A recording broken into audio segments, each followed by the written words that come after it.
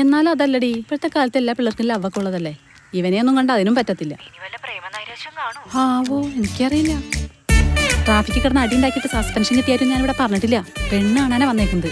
കുറച്ച് നേരത്തേക്കെങ്കിലും നിന്റെ തൊട്ടാത്തിരിക്കുന്ന സ്വഭാവം ഒന്ന് മാറ്റി വെച്ചണം, കേട്ടല്ലോ. ഞങ്ങളൊക്കെ കല്യാണത്തിന് വിളിക്കോ?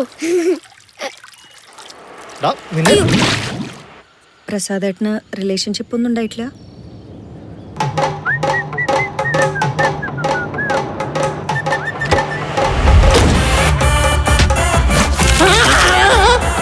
പ്രസാദേട്ടാ, ഈ കല്യാണം കൊണ്ട് നടന്ന ആ പെൺകൊച്ചിന്റെ അവസ്ഥ.